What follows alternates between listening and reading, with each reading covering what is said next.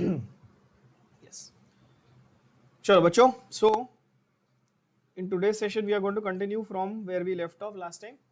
That was your molar conductivity. हम लोगों ने कोलरॉस लॉ के कुछ एग्जांपल्स किए थे और उसमें एक छोटा सा फॉर्मूला था, alpha is lambda C upon lambda naught. ये मैंने आपको बताया था, lambda C upon lambda naught. जहां पर हमने किया था लैम्डा यानी कि molar conductivity C at any concentration है और लैम्डा नॉट जो है वो एट जीरो कॉन्सेंट्रेशन है. जीरो कॉन्सेंट्रेशन के लिए दूसरा वर्ड क्या यूज किया था? Infinite dilution. राइट. अब ये जो सिंपल सा फॉर्मूला है इसके बेसिस पे क्वेश्चन है, ये अपन सॉल्व करके देखते हैं. आपके टेक्स्ट बुक का सॉल्व एग्जांपल 5.4. बड़ा सा क्वेश्चन है, सिंपल सा सॉल्यूशन है, ध्यान से देखना. क्या दिया उसने आपको क्वेश्चन में? Molar conductivity of 0.01 molar acetic acid. मतलब ये कॉन्सेंट्रेशन दिया है, बोला हाँ कि ना. इतना मोलारिटी दिया मतलब आपको ये सी यानी कि कॉन्सेंट्रेशन दिया हुआ है. इज 16.5 सेंटीमीटर स्क्वायर पर ओम मोल. Calculate its degree of dissociation in 0.01 molar solution and dissociation constant if molar conductivity of acetic acid at 0 is this much. मतलब at 0.01 it is 16.5, at 0 it is 390.7 and they are asking you degree of dissociation calculate करो. Simple. Given लिखेंगे बच्चों. उसने क्या क्या information अपने को provide करी है बताओ. एक तो लैम्डा सी दिया है. लैम्डा सी क्या दिया बेटा? 16.5 सेंटीमीटर स्क्वायर पर ओम मोल.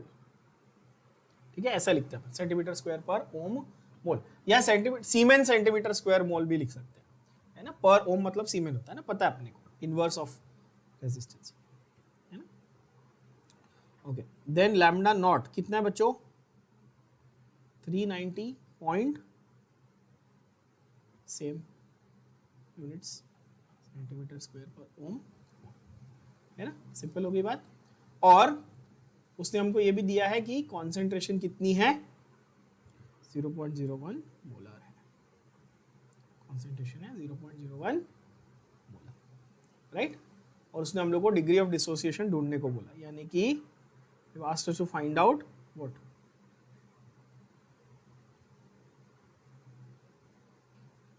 अल्फा. फॉर्मूला क्या है अल्फा का? काफी इजी क्वेश्चन है, बेसिक कैलकुलेशन. अल्फा का फॉर्मूला है सीधा सीधा लैम्डा सी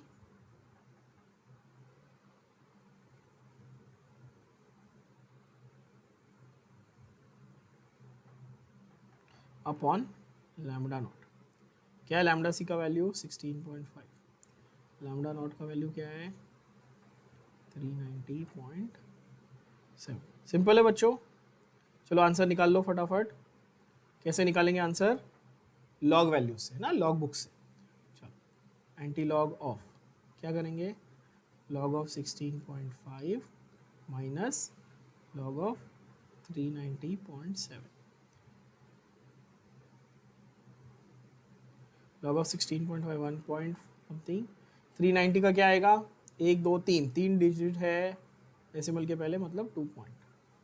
चलो पहले लॉग वैल्यूज देख ले. लॉग टेबल ये रहा सामने. 16.5 का कहाँ देखोगे? 16.5 देखो, ये रहा ना 16 का, यानी कि 2175 बरोबर है. तो 1.2175 और 3907 का कहाँ देखेंगे बच्चों? 39 का 0 यानी 5911 एंड मीन डिफरेंस ऑफ 7. कितना मीन डिफरेंस ऑफ 7? 8 यानी 5919.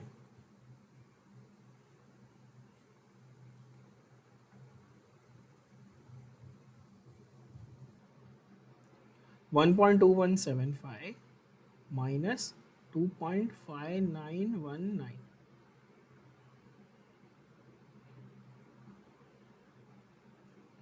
15 minus 9 will be 6. 6 minus 5.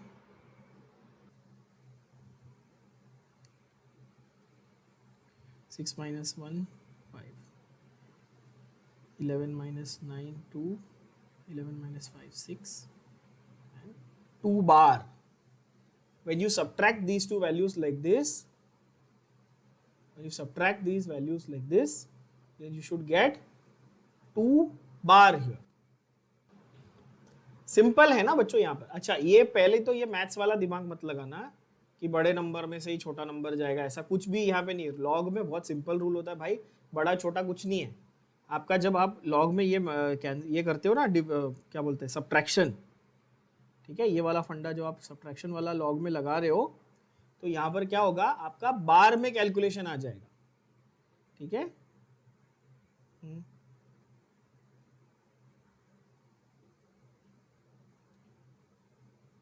Minus 2 point something है तो 2 बार, 3 पॉइंट समथिंग होगा 3 बार. कैसा कैलकुलेशन ऐसा है, 5 में से 15 में से 9 निकाला 6 आया, 7 में से 6 में से 1 निकाला 5, 11 में से 9 निकाला 2, फिर 11 में से 5 निकाला 6. तो यहाँ पर ऑलरेडी बोरो कर लिया था, 0 बचा था ना, क्योंकि बोरो कर लिया था, right. So 0 minus 2 will be -2, right, but you will write it as 2 bar. We write it as 2 bar. What does that tell you? That you have to take anti-log of, actually you have to take anti-log of 0.6256 and multiply that by 10 raised to -2. Simple हो गया बच्चों, ये rule मैंने सिखाया आप लोगों को. अभी एंटी-लॉग ऑफ 6256 क्या था बताओ, 4 2 2 3. और मैंने क्या रूल बोला था कि एंटी-लॉग में हमेशा फर्स्ट डिजिट के बाद आप आंख बंद करके क्या लगा दोगे, डेसिमल पॉइंट. तो 10 raised to -2, यानी कि अल्फा की वैल्यू क्या हो गई, 0.0422. ठीक है, खत्म. 0.0422. Check the answer in your textbook, see, match the answer. It is 0.0422, of course, right. एकदम simple. Please do not overcomplicate things. वो सारा ओवर कॉम्प्लिकेशन मैथ्स में हो सकता है, फिजिक्स में हो सकता है, केमिस्ट्री में कुछ ज्यादा दिमाग नहीं लगाना है. जो फॉर्मूला है, जो तरीका है, एज इट इज फॉलो करो, आंसर सही ही आएगा. ठीक है, अगर a माइनस बी है तो a माइनस बी ही करो, b माइनस ए मत करने जाओ. ठीक है बच्चों, चलो, तो यहां पर आप आंसर क्या लिखेंगे, the degree of dissociation is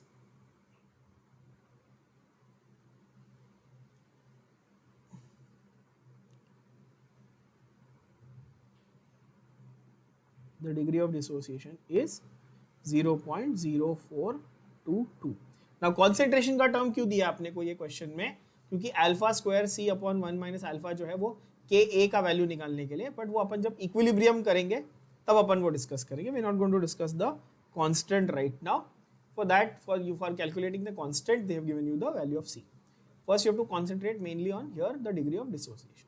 ठीक है, अच्छा, डिग्री ऑफ डिसोसिएशन 1 से ज्यादा कभी भी हो सकता है क्या, ये पिछले लेक्चर में क्लियरली बताया था. ठीक है, तो अगर कहीं पे आप लोगों की कैलकुलेशन की मिस्टेक हुई तो समझ जाना, अगर 1 से ज्यादा है तो आपका आंसर रॉन्ग है, क्योंकि अल्फा की वैल्यू 1 से ज्यादा नहीं हो सकती बच्चों. ठीक है ना, ये क्लियर हो गया. अच्छा, तो यहां तक हमारा Kohlrausch law is absolutely clear है ना. That was for calculating lambda naught, infinite dilution, zero concentration. Very very important words, right? Now measurement of conductivity.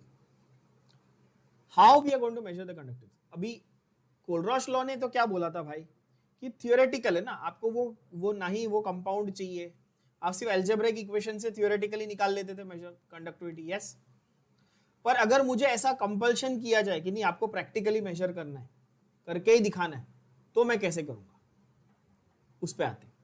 अब ये जो है ना मेजरमेंट ऑफ कंडक्टिविटी, ये आपके बोर्ड एग्जाम्स में कई बार शॉर्ट आंसर क्वेश्चन में आता है.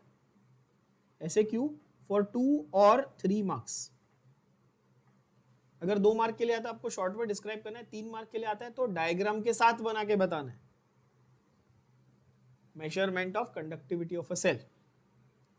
अब यहां पर थोड़ी फिजिक्स की आपको बेसिक नॉलेज चाहिए बच्चों. फिजिक्स में आप लोग किरशॉफ्स लॉ पढ़ते हो और उसका एप्लीकेशन करते हो व्हीटस्टोन्स ब्रिज या व्हीटस्टोन्स नेटवर्क पे। क्या ये आप लोगों ने सुना हुआ है? करंट इलेक्ट्रिसिटी नाम का चैप्टर है, उसमें किरशॉफ्स लॉ होता है, किरशॉफ्स लॉ, और व्हीटस्टोन्स नेटवर्क और व्हीटस्टोन्स ब्रिज में उसका एक एप्लीकेशन होता है। ठीक है, जहां पर आपको ये क्लियरली दिखेगा, Wheatstone bridge refer to standard 12 physics text book chapter 9, right? So unless and until you understand the Wheatstone network, थोड़ा सा आपको ये फंडा समझने में डिफिकल्टी आ सकती है। ठीक है, फिर भी I try my best to explain that physics वाला पार्ट टू यू। ठीक है, if you don't understand then please refer the physics text book and try and understand it. I don't think you will require it anyway. तो ये वाला part जो है ना, पहले फिजिक्स में वो जो हो जाए करंट इलेक्ट्रिसिटी, उसके बाद अपन ये अलग से डिस्कस कर लेंगे एक page, and it's okay, it's a theoretical thing, इसके ऊपर कोई ये नहीं आने वाला। सेल कांस्टेंट का फॉर्मूला मैं आप लोगों को ऑलरेडी दे चुका हूँ, so you need not worry about it. Cell constant का फॉर्मूला सबको मालूम है ना, B = L/A, ये तो मैं ऑलरेडी करा चुका हूँ। तो फॉर्मूला हम लोग अप्लाई करेंगे, क्वेश्चन सॉल्व भी कर लेंगे, उसका जो थियोरेटिकल ये आंसर है कि वो कैसे निकाला गया, this will do separately once you know कि फिजिक्स में क्या आपका वो आने वाला है। ठीक है, तो उसका आप चिंता मत करो। K यानी कि कंडक्टिविटी जो आपके सेल की वो है B/R, ये फॉर्मूला है, और लैम्डा इज 1000 K/C, आपको पता है, और ये मैं पहले भी बता चुका हूँ that we write it as K but it is ideally supposed to be kappa, that is a conductivity. ठीक है बच्चों, नाउ सेल कांस्टेंट अगर आपको कैलकुलेट करना है या मोलर कंडक्टिविटी कैलकुलेट करनी है किसी सेल की, तो वो हम लोग किस तरह से करेंगे? तो फॉर्मूले क्या थे? पहला था B = L/A, which is called as what? B = L/A. B is called cell constant, right? K, that is conductivity, is B/R, where R is resistance, K is conductivity, and lambda, that is molar conductivity, is 1000 K/C. 1000 multiplied by conductivity divided by concentration, right? Problem 5.5, solved example from your text. A cell that contains 0.01 molar KCl, मतलब 0.01 molar क्या दिया आपको? Concentration. Resistance is given as 604, यानी कि R का value दिया है। The same cell बोल दिया, सेम सेल बोल दिया मतलब सेल कांस्टेंट मेंटेन रहेगा, बोलो हाँ कि ना? जब सेल ही नहीं बदला तो सेल कांस्टेंट बदलेगा क्या? तो ये एक हिंट, एक कीवर्ड याद रखना बच्चों, जैसे मैंने आप लोगों को कोलरॉश लॉ के लिए कीवर्ड दिया था इनफाइनाइट डाइल्यूशन या जीरो कॉन्सेंट्रेशन, वैसे यहां पर सेम सेल वर्ड आ जाए, क्या सेम सेल वर्ड आ जाए तो आप समझ जाना कि यहां पर इन्वॉल्वमेंट किसका है? सेल कांस्टेंट का है। क्या समझ जाएंगे? सेल कांस्टेंट का इन्वॉल्वमेंट आना ही है, आना है। अगर ये सेम सेल में 0.01 मोलर AgNO3 डाला तो अब रेजिस्टेंस 6530 ओम्स हो गया। ठीक है, calculate molar conductivity of this particular solution if conductivity in KCl is this much. यानी कि उसने आपको अलग अलग केसेस दिए हैं, दो अलग केसेस हैं। एक में KCl के साथ वो सेल बनाया हुआ था, KCl का सॉल्यूशन डाल के सेल बनाया था, दूसरे में AgNO3 का सॉल्यूशन डाल के सेल बनाया था। क्या क्वेश्चन सबको समझ में आ गया? प्लीज टेल मी यस और नो। एक ही सेल में दो अलग अलग टाइप के सॉल्यूशन डाल के ये इलेक्ट्रोड्स बनाए गए, यानी कि बेसिकली सेल क्रिएट किया गया। पहली बार KCl डाला था, कितना कॉन्सेंट्रेशन? 0.01 मोलर। दूसरी बार AgNO3 यानी सिल्वर नाइट्रेट डाला था, कितना कॉन्सेंट्रेशन? 0.001 मोलर। और दोनों केस में रेजिस्टेंस भी बदल गया और कंडक्टिविटी भी बदल गई। Obviously the only thing that remained constant was the obviously the cell constant. Question सबको समझ में आ गया? गिवन को ऐसे केस में अपन कैसे लिखे? देखो आप देखो तो क्वेश्चन बहुत बड़ा है बच्चों, और ये क्वेश्चन एग्जाम में काफी बार ऐसे क्वेश्चंस आते हैं। गिवन को अपन सिंप्लीफाई करके कैसे लिखेंगे देखना। अपन इसको केस 1 केस 2 सिनेरियो में लिखेंगे, केस 1 केस 2। ठीक है, केस 1 में सॉल्यूशन है KCl, केस 2 में सॉल्यूशन है AgNO3, ये क्लियर? केस 1 में कॉन्सेंट्रेशन फर्स्ट पार्ट का 0.01 मोलर है, केस 2 में कॉन्सेंट्रेशन यानी कि C2 0.001 मोलर है। क्लियर? क्वेश्चन को पढ़ो, केस 1 में और केस 2 में कॉन्सेंट्रेशन दिया है, ठीक है। अब देखो कितना सिंप्लीफाई कर रहे हैं अपन इसको। फर्स्ट केस में रेजिस्टेंस कितना था बच्चों? 604, ठीक है, 604 ओम था। सेकेंड केस में रेजिस्टेंस कितना था बच्चों? 6530 ओम। क्लियर है? ओके। केसीएल वाले केस में कंडक्टिविटी कितनी थी? कंडक्टिविटी बोली है, मतलब K1 कितनी थी? Kappa 1, K1, kappa word use नहीं करेंगे, K बोलेंगे, ठीक है ना। K1 कितनी है? 0.00141 पर ओम सेंटीमीटर। क्लियर है बात बच्चों? Everybody, now I think given is clear कि क्या क्या उसने दिया हुआ है क्वेश्चन, है ना। अब वो आपको क्या ढूंढने को बोल रहा है, क्या ढूंढने को बोल रहा है? तो he is asking you to find many things. पहला तो कि इधर का K2 अपने को मालूम है क्या? नहीं मालूम, तो वो ढूंढना पड़ेगा। क्यों भाई? क्योंकि वो हमसे लैम्डा 2 मांग रहा है, वो लैम्डा 2 मांग रहा है, तो लैम्डा 2 के लिए मेरे को K2 भी चाहिए होगा, क्योंकि लैम्डा का फॉर्मूला क्या है? 1000 K2 by C, lambda 1000 K2 by C2। C2 मेरे पास है, K2 ढूंढना पड़ेगा कि नहीं ढूंढना पड़ेगा, तभी मेरे को लैम्डा 2 मिलेगा। क्या ये क्लियर हुई बात? हो गई ना सिंपल। और K2 ढूंढने के लिए मेरे को B बाय R2 चाहिए, तो टेक्निकली मेरे को B भी ढूंढना पड़ेगा। अब मैं B1 B2 बोलूंगा क्या? नहीं, क्योंकि B will remain constant in both the cases. I think अब क्लैरिटी आ गई होगी कि किस तरह से इसको प्रेजेंट किया हमने। चलो, now so we need to find 3 things, फटाफट वील फाइंड। फॉर्मूले कौन से यूज करेंगे? फॉर्मूले नहीं पता तो फिर तो कितना भी आप जोर लगा लो, आपको कुछ नहीं मालूम, कुछ नहीं पढ़ा, पता चल जाएगा, ठीक है। देखो, K2 will be B bye R2, ये फॉर्मूला सबसे पहला यूज होगा। क्यों? क्योंकि K is equal to B by R, है ना। B तो कांस्टेंट रहेगा, K2 is B bye R2। क्या मुझे B पता है?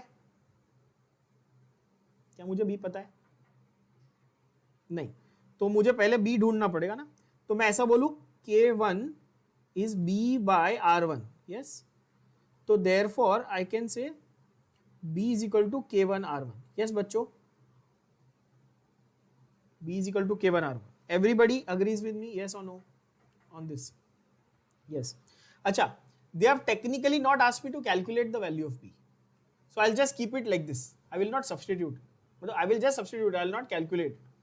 ठीक है, ध्यान से देखना। अच्छा, K2 is equal to B by R2, substituting equation 1,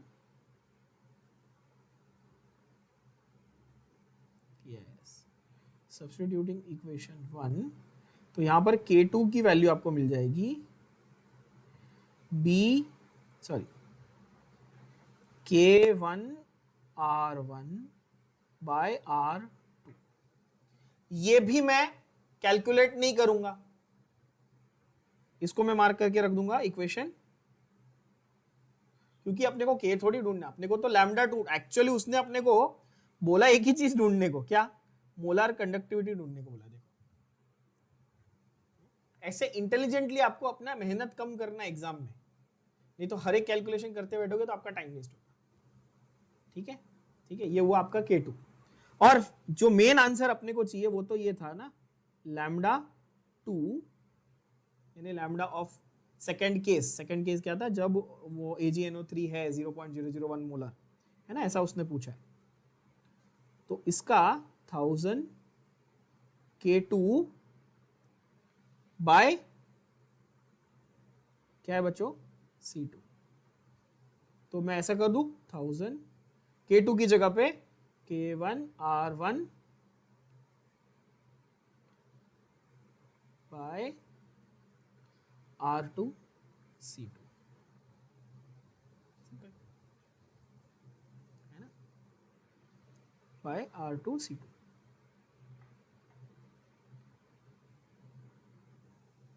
Now all the values you know, substitute and get the answer. Simple. 1000 into what was K1? 0.001141 into R1 कितना था? 604, है ना.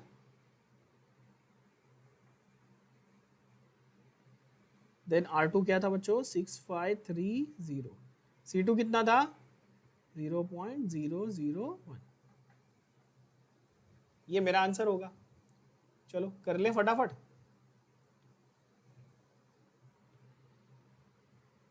तो λ2 की वैल्यू, पहले 10 के पावर्स को हटा लेते हैं, ठीक है ना. 1 2 3 ये हटा लेते हैं, तो इसको 1 2 3 आगे लेके जाएंगे.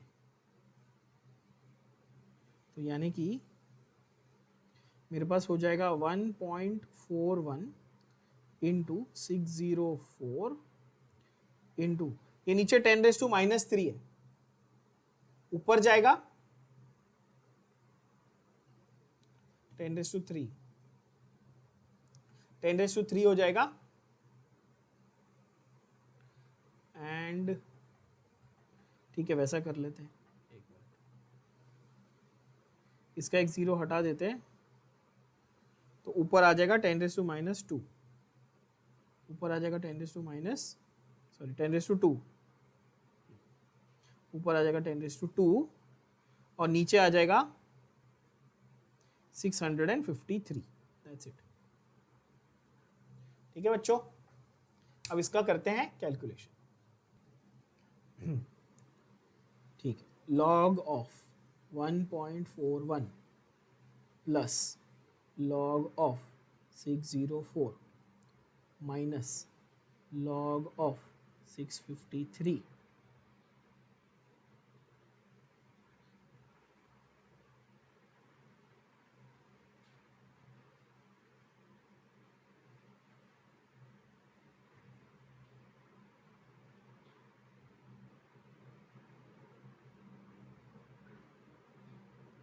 ये पूरे इसका एंटी लॉग और इंटू 10⁻².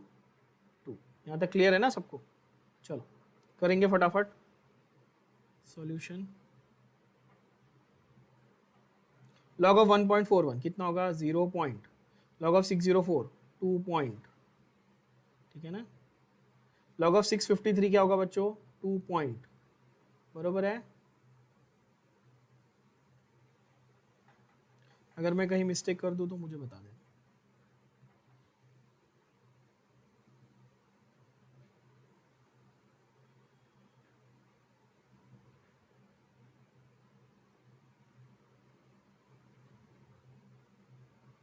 चलो वैल्यूज निकाल लें. ये रहा आपका 141 की वैल्यू है 1492. 1492, ठीक है. 604 की वैल्यू क्या रहेगी? 60 का 4 में, चेक करो, मैं स्क्रॉल करता हूँ आपके लिए.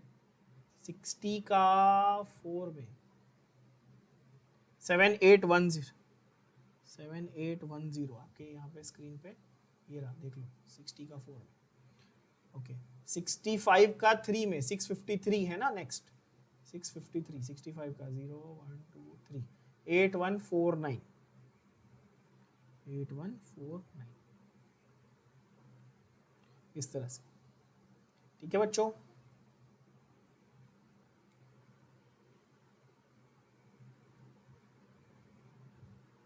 तो ये वैल्यू आ जाएगी आपकी 2 + 0 2 0 1 3 1 9 2 2.9302 minus 2.8149, 12 minus 9 3 4 minus 3 minus 0 3 11 minus 3 8 8 minus 3 7 minus 9 .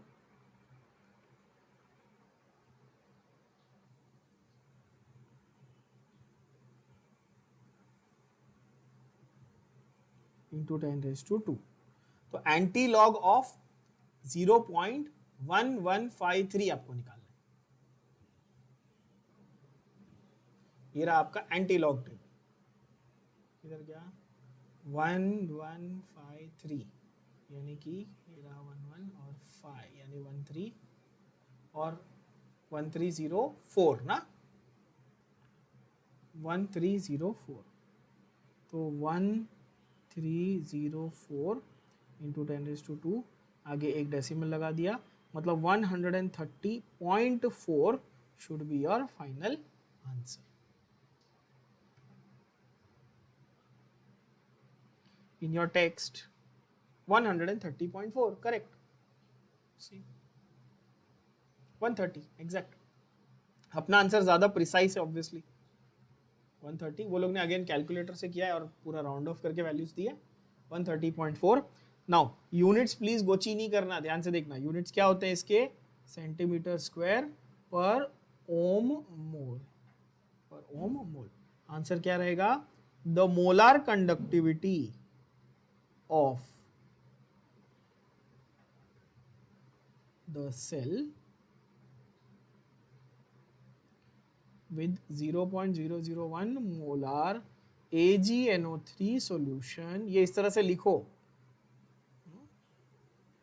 is 130.4 centimetre square पर ओम मोल।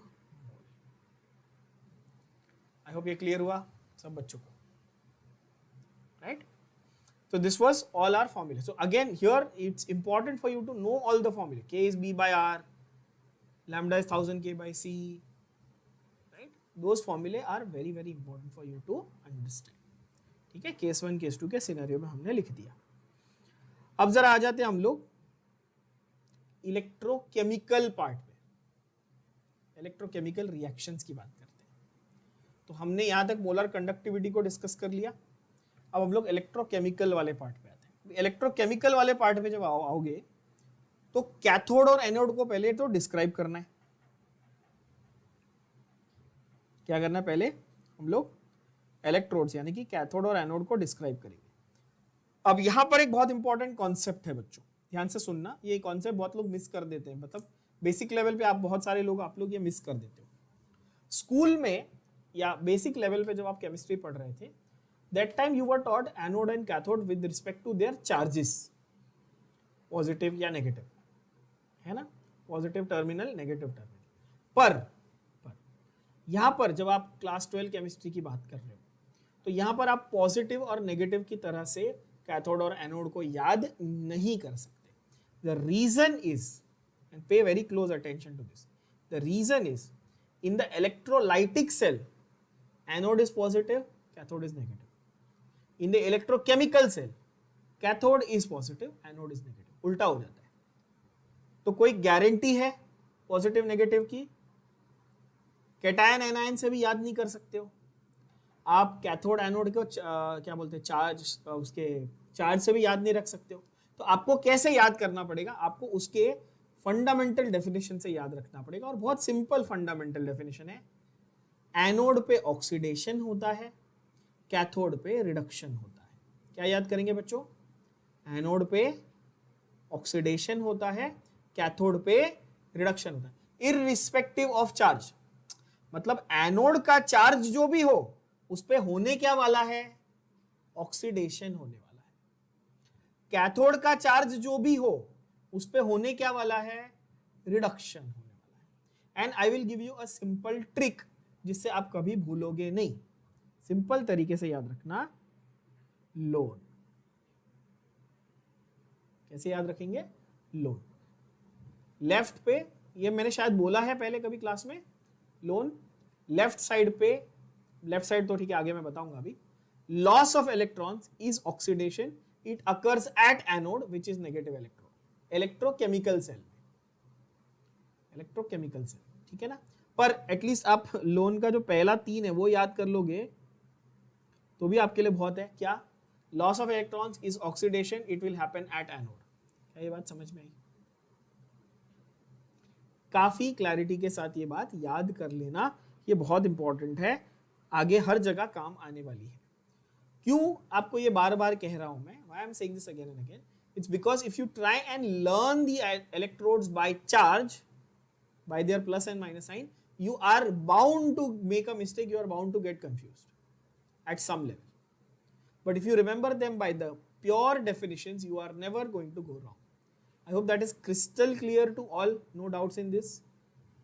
Anode, oxidation, cathode, reduction. Clear? तो पहले ये मार्क कर लो डेफिनेशन। चलो, cathode it is an electrode at which reduction takes place, anode an electrode at which oxidation takes place.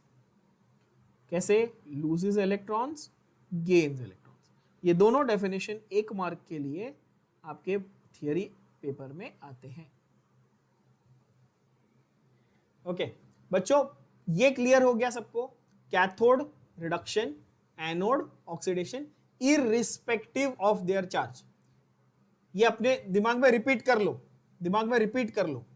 Cathode और anode यानी दोनों इलेक्ट्रोड्स का पॉजिटिव हो या नेगेटिव हो, टर्मिनल जो भी हो, कैथोड पे रिडक्शन होगा, एनोड पे ऑक्सीडेशन होगा। क्लियर? अच्छा, अब यहां पर जो नेक्स्ट स्टेटमेंट है, तो कैथोड और एनोड बेसिकली तुम्हारी लोकेशन है बच्चों, उसमें कोई कंफ्यूजन नहीं होना चाहिए। स्पीशीज कोई और आएगा कैथोड पे, इलेक्ट्रॉन ले लेगा, कोई और आएगा एनोड पे, इलेक्ट्रॉन दे के जाएगा। ठीक है? तो कैथोड एनोड को कुछ नहीं हो रहा, वो सिर्फ एक जगह प्रोवाइड कर रहे हैं, है ना? अच्छा, नेक्स्ट सेंटेंस देखो। अब नेक्स्ट सेंटेंस भी बच्चों को कंफ्यूजिंग लगता है। टाइप्स ऑफ इलेक्ट्रोकेमिकल सेल, और उसमें दो टाइप लिखे हैं, electrolytic, electrochemical. Actually what they mean to say here is types of cells studied under electrochemistry, ऐसा बोल रहे हैं। समझे? तो हम लोग इलेक्ट्रोकेमिस्ट्री में दो टाइप के सेल पढ़ते हैं, एक इलेक्ट्रोलाइटिक और एक इलेक्ट्रोकेमिकल। क्या ये बात समझ में आई? एक इलेक्ट्रोलाइटिक और एक इलेक्ट्रोकेमिकल। अब जरा थोड़ा सा क्लैरिफिकेशन दे दूं इसमें, ताकि आप अभी यहां पर तो समझ जाओ और आगे फिजिक्स में भी ये थोड़ा सा काम आएगा आपको। एक चीज को थोड़ा और क्लियर कर लेते हैं ताकि आप लोगों को कोई कंफ्यूजन ना रहे।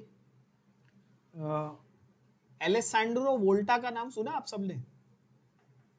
एलेसैंड्रो वोल्टा नाम के एक साइंटिस्ट थे, जो फिजिक्स में पोटेंशियल डिफरेंस का एक यूनिट होता है वोल्ट, वो उनके नाम पे रखा गया था, एलेसैंड्रो वोल्टा के नाम पे। ठीक है बच्चों? तो जरा यहां पे समझ लेना, इलेक्ट्रोकेमिस्ट्री में हम लोग दो टाइप के सेल पढ़ते हैं। ये मैंने आपको पहले लेक्चर में भी, इंट्रोडक्शन में भी बताया था, सबको याद होगा ये? इस चैप्टर के पहले लेक्चर में इंट्रोडक्शन में किया था ये। इलेक्ट्रोकेमिस्ट्री वर्ड का एडजेक्टिव फॉर्म उन्होंने इलेक्ट्रोकेमिकल बोल दिया, यहां पे ये रहा। ठीक है? इसका ये मतलब नहीं कि इलेक्ट्रोकेमिकल सेल्स है ना। Electrochemistry consist of the study of electrolytic cell and electrochemical cell. ठीक है? पहले ये समझ लो। ठीक है? आपकी टेक्स्ट बुक में उन लोगों ने ये जो वर्ड है इलेक्ट्रोकेमिस्ट्री, उसी का एडजेक्टिव फॉर्म इलेक्ट्रोकेमिकल लिखा है। ठीक है? कंफ्यूज मत होना, मैं पहले क्लियर कर देता हूं। वापस क्यों लिख रहा हूं जब सेम चीज पहले लेक्चर में बताई थी? इसलिए लिख रहा हूं क्योंकि इसके अदर नेम्स भी आपको जानने जरूरी है। ऑल्सो कॉल्ड गैल्वेनिक सेल, क्या नाम है इसका? ऑल्सो कॉल्ड गैल्वेनिक सेल, और ऑल्सो कॉल्ड वोल्टाइक सेल। क्या बोलते हैं इसको? Voltaic cell. पर हियर कम्स द भयंकर surprise, electrolyte is called voltameter. Electrolytic cell को बहुत लोग वोल्टामीटर के नाम से जानते हैं। वोल्टामीटर, किस नाम से? वोल्टामीटर। और फिजिक्स में तुमको पढ़ाया जाता है पोटेंशियल डिफरेंस मेजर करने का एक डिवाइस, जिसको वोल्ट मीटर कहते हो। भयंकर कंफ्यूजन, तो ध्यान से सुनना। Voltaic, Volta, volt. क्लियर हुआ? इलेक्ट्रोकेमिकल का दूसरा नाम वोल्टाइक, इलेक्ट्रोलाइटिक का दूसरा नाम वोल्टामीटर, और मेजरमेंट वाले डिवाइस का नाम वोल्ट मीटर। तीनों में से कुछ गड़बड़ अगर आपने कर दिया लिखने में तो मार्क्स कटेंगे, तो ध्यान से देख लेना। ये तो आपके बुक में दिया भी नहीं है, वोल्टा मीटर तो दिया भी नहीं है, वोल्ट मीटर तो फिजिक्स में यूज करते हो, ये दोनों आपके बुक में दिए हुए हैं। गैल्वानी नाम के साइंटिस्ट थे, उनके नाम पे है ऑब्वियसली। तो Galvani and Alessandro Volta both had contributed immensely to the development of cell chemistry और cellular chemistry. That is why उनके नाम पे, उनके ऑनर में ये नाम दिया गया। ठीक है, तो अगर आप नहीं दिया हुआ है, वोल्टा मीटर कहीं नहीं दिया हुआ है, पर ऐसा कहते हैं, वोल्टा मीटर भी इलेक्ट्रोलाइटिक सेल को बहुत लोग पॉपुलरली कहते हैं। तो कहीं अगर वो वर्ड पढ़ो तो ध्यान से कॉन्टेक्स्ट समझना। ठीक है, ये मत समझना कि वोल्ट मीटर लिख रहे थे और स्पेलिंग मिस्टेक होगी। Volt meter potential difference measure करने के डिवाइस को बोलते हैं बच्चों। ठीक है, तो इलेक्ट्रोलाइटिक सेल आपको समझ में आ गया क्या होता है भाई। तो यहां पर इलेक्ट्रोलाइसिस होता है by passing current into solution. यानी कि ऐसे सेल्स में हो क्या रहा है, आप इलेक्ट्रिकल एनर्जी सप्लाई कर रहे हो और केमिकल रिएक्शन हो रहा है, यानी इलेक्ट्रिकल टू केमिकल। क्लियर। और ऐसे केस में anode is positive and cathode is negative electrolytic में। पर क्या हमें पॉजिटिव नेगेटिव के हिसाब से याद करने की जरूरत है? नहीं, हमें ऑक्सीडेशन रिडक्शन के हिसाब से याद करने की जरूरत है। क्लियर हो गया ना बच्चों? ओके, दूसरा है गैल्वेनिक और वोल्टाइक, और you can also call it electrochemical. Clear बच्चों?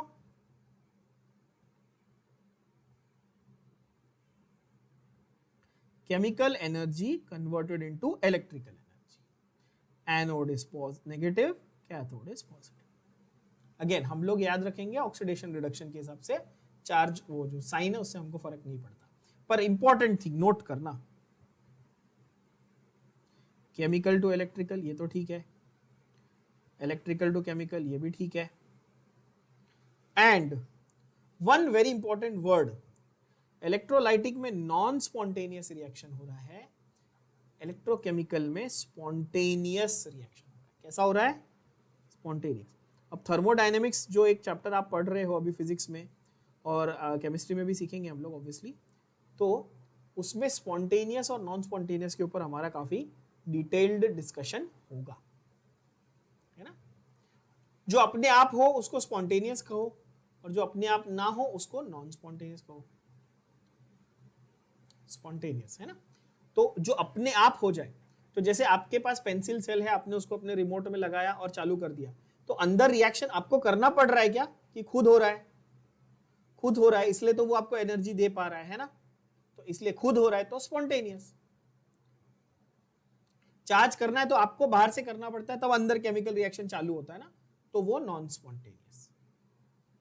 ठीक है बच्चों, सिंपल। ये तो इंग्लिश लैंग्वेज के सिंपल शब्द है, सबको आते हैं, स्पॉन्टेनियस नॉन स्पॉन्टेनियस।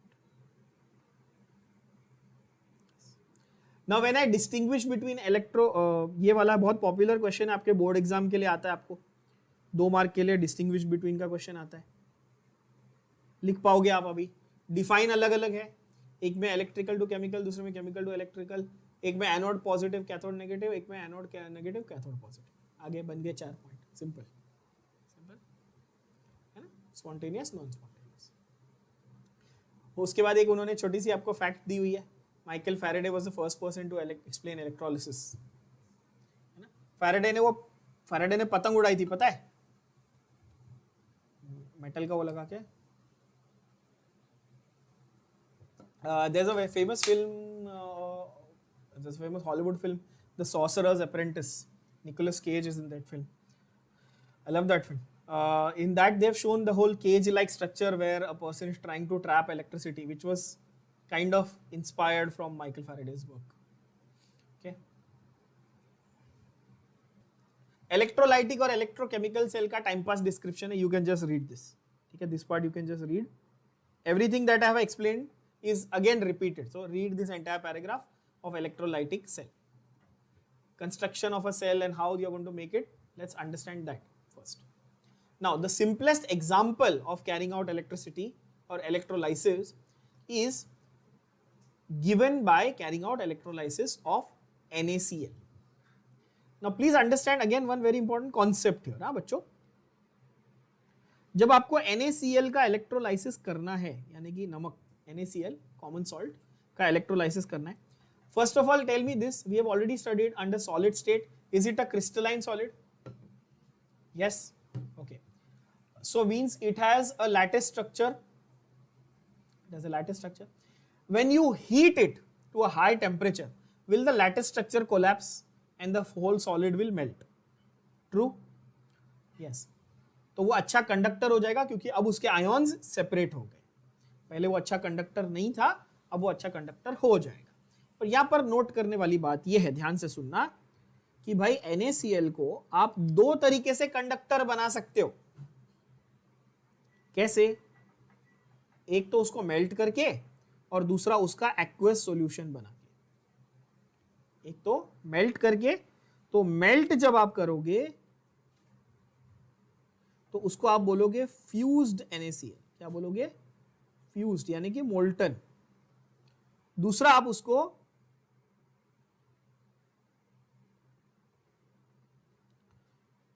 दूसरा है एक्वस. एक्वस सॉल्यूशन को हम लोग बोलते हैं ब्राइन. क्या बोलते हैं? ब्राइन.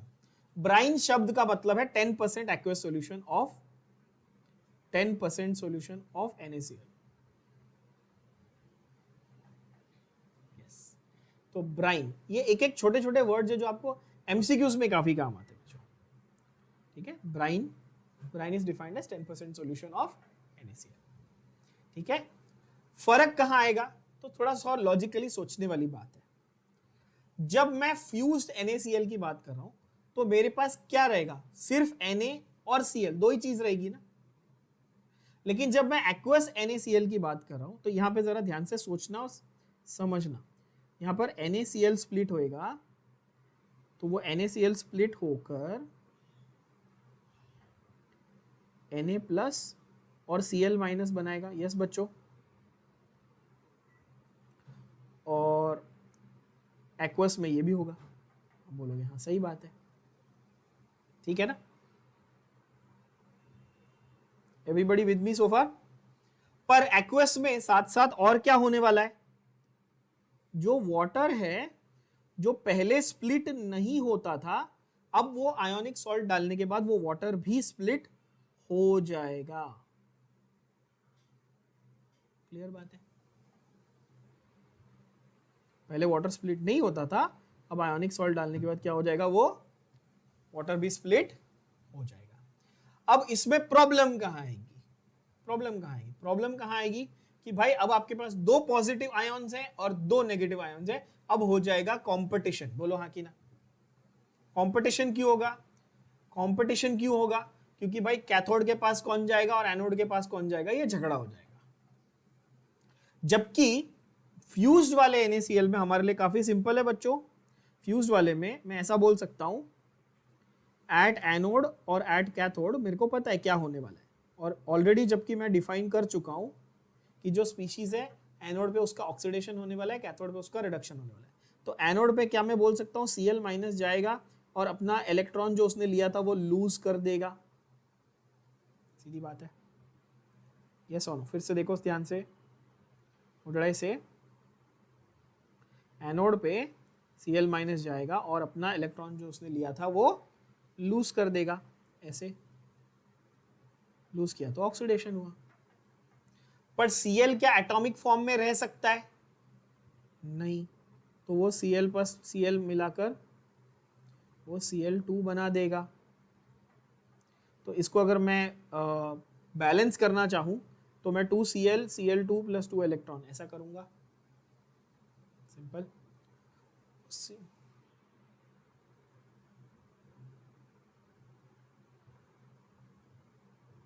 पहले हम लोग रिएक्शन नहीं पढ़ेंगे, पहले हम ये देखेंगे कि क्या लिबरेट हो रहा है. वो लिबरेट होने के बाद में वो इलेक्ट्रोड से रिएक्ट करेगा, वो अलग बात है. ठीक है. अच्छा, क्या मैं ये बोल सकता हूँ कि ये गैस के फॉर्म में बाहर आना चाहिए बच्चों? ये भी बराबर बात बोल रहा हूँ. यस, ये गैस के फॉर्म में बाहर आना चाहिए. अच्छा, तो सेम वे अब मेरे को बैलेंस करने के लिए सोडियम एक चाहिए रहेगा कि दो चाहिए रहेगा? तो Na प्लस प्लस 2 इलेक्ट्रॉन्स, तो 2 Na प्लस, तो 2 Na, और ये तो डिपॉजिट हो जाएगा, मतलब क्लोरीन गैस लिबरेट होगी और सोडियम सॉलिड डिपॉजिट हो जाएगा। तो कैथोड पे सॉलिड सोडियम डिपॉजिट हुआ और एनोड से क्लोरीन गैस उड़ गई, यानी कि लिबरेट हो गई। क्या ये बात बरोबर है? ये कब पॉसिबल है, अब ये सवाल है। तो ये तब पॉसिबल है जब मेरे इलेक्ट्रोड्स इनर्ट है, यानी कि इलेक्ट्रोड्स सोडियम के साथ भी नहीं और क्लोरीन के साथ भी रिएक्ट नहीं करेंगे। क्या ये बात भी क्लियर है? मेरे को ऐसे इलेक्ट्रोड यहां पर नहीं चलने वाले जो सोडियम या क्लोरीन के साथ रिएक्ट करें। तो क्या मैं बोल सकता हूं कि यहां पर अगर मैं प्लैटिनम के इलेक्ट्रोड्स यूज करूं तो ज्यादा अच्छा रहेगा, क्योंकि प्लैटिनम ऑलमोस्ट नॉन रिएक्टिव यानी कि नोबल मेटल है। काफी लॉजिकल, बोलो ये सुनो।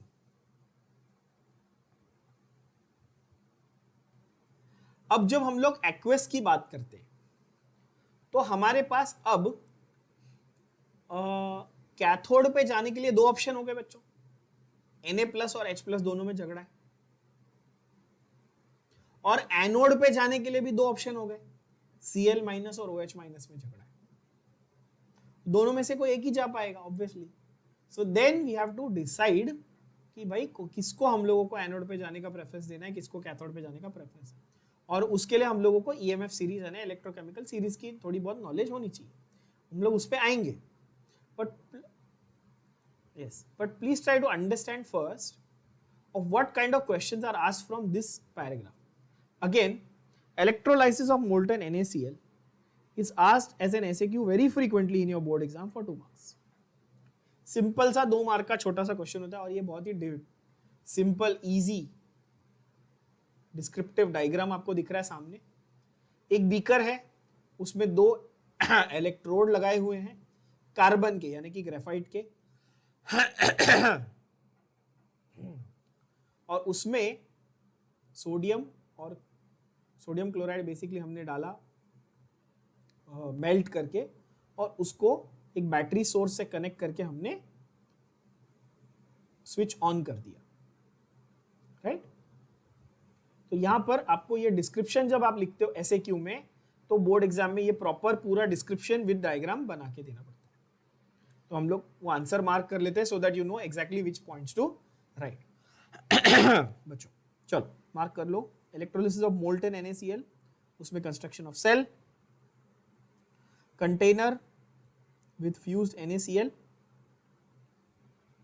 2 ग्रेफाइट इलेक्ट्रोड्स। कंस्ट्रक्शन को बहुत लंबा डिस्क्राइब मत करना, सिर्फ पॉइंट्स लिखना।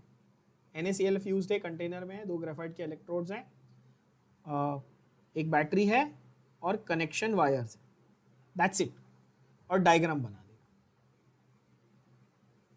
ठीक है। Please draw diagram.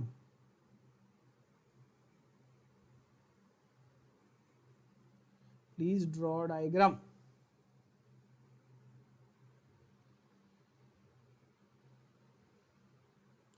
ओके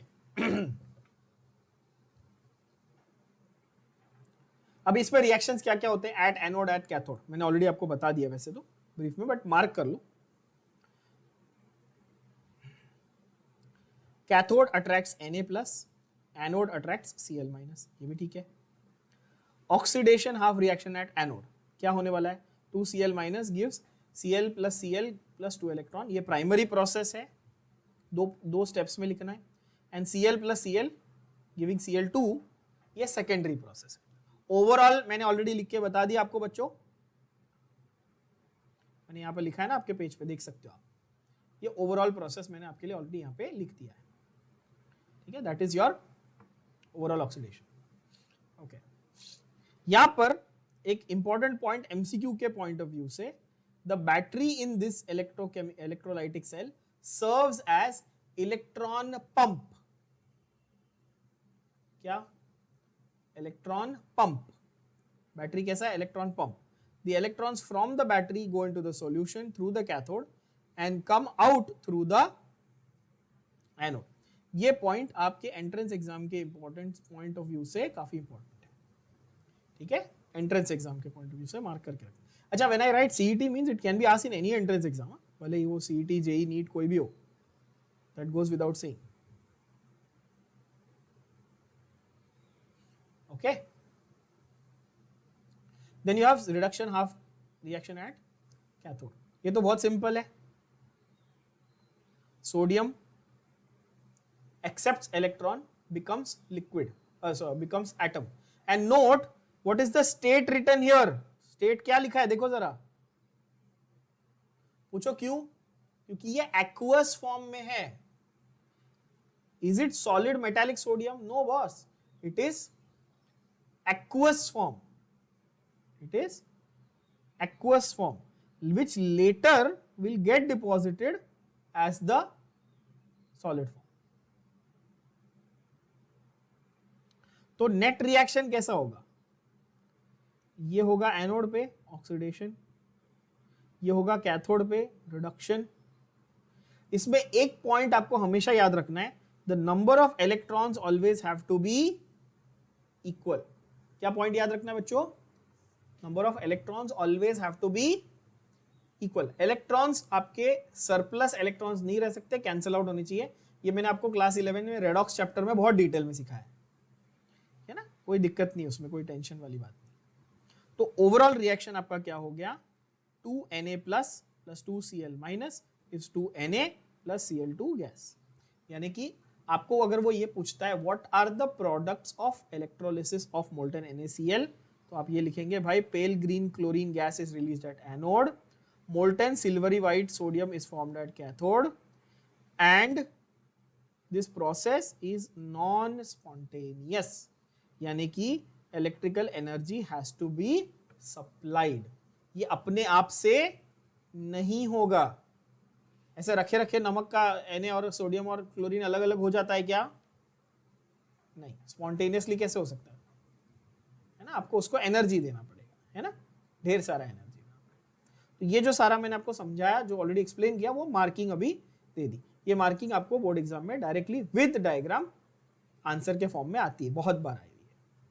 ठीक है, I hope everybody is marking and noting down things. ये जो लाइन मैंने यहाँ पे ग्रीन में मार्क की है ना, ये देखो,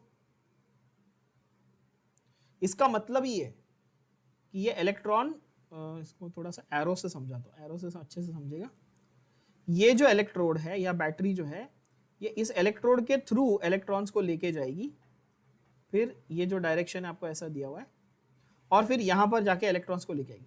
तो ये सोडियम को ये इलेक्ट्रॉन्स मिलेंगे, क्लोरीन ने इलेक्ट्रॉन छोड़े थे, बट डायरेक्ट नहीं मिलेंगे, they will come through the battery, and that is why I am calling the battery an electron pump. Right? चलो, so this was your molten NaCl.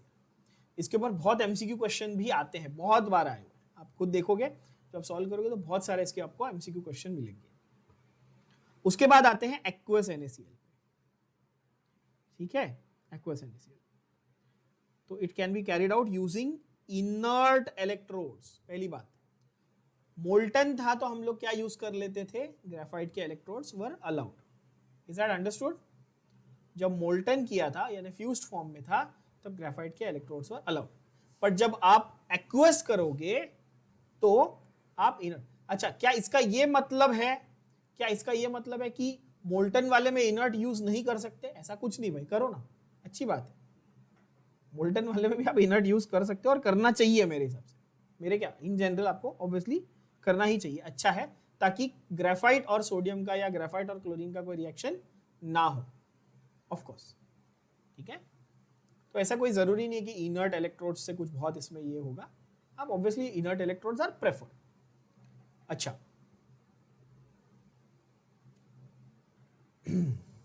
तो यहां पर एट कैथोड क्या होगा? एट कैथोड क्या होगा? Reduction half reaction. तो same Na plus aqueous becomes Na solid. Other is the reduction of water to hydrogen. अब ध्यान से देखना, उन्होंने डायरेक्ट वाटर का ही रिडक्शन कर दिया. मतलब वाटर का स्प्लिट कैसा दिखाया है? मैंने आपको कैसे बताया था? H plus and OH minus, right? But that H plus, दो H plus is going to gain 2 electrons and then going to become H2, वो स्किप कर दिया वो स्टेप, डायरेक्ट H2 लिखा है. ध्यान से देखना, H plus twice plus 2 electrons gives H2, वो डायरेक्ट H2 लिख दिया यहाँ पे, ये रहा, तो वो एक स्टेप स्किप किया, कोई बड़ी चीज नहीं। तो यहां पर कंपटीशन है सोडियम के रिडक्शन का और वाटर के रिडक्शन का। Now please pay attention to what I have written here, as I had mentioned already कि at anode, sorry at cathode ये भी पॉसिबल है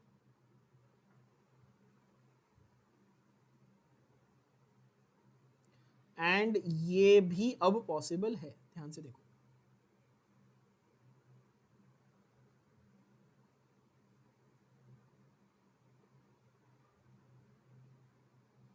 राइट?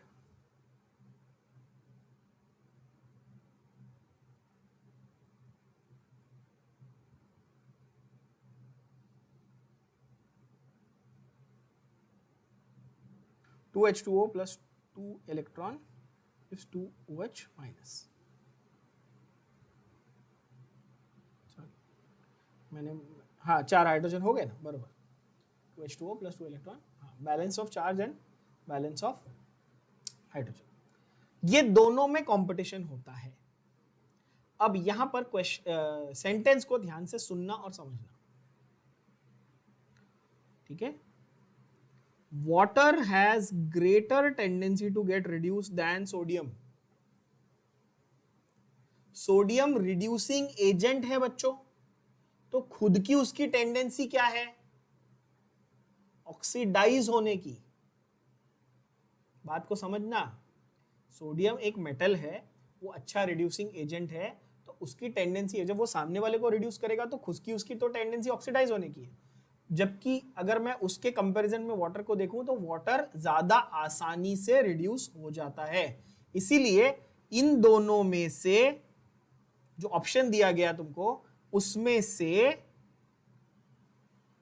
कैथोड पे कौन सा वाला रिएक्शन होगा? फर्स्ट वाला कि सेकंड वाला? सेकंड वाला होगा। क्या ये बात सबको समझ में आ गई? ये वाला होगा, क्रिस्टल क्लियर।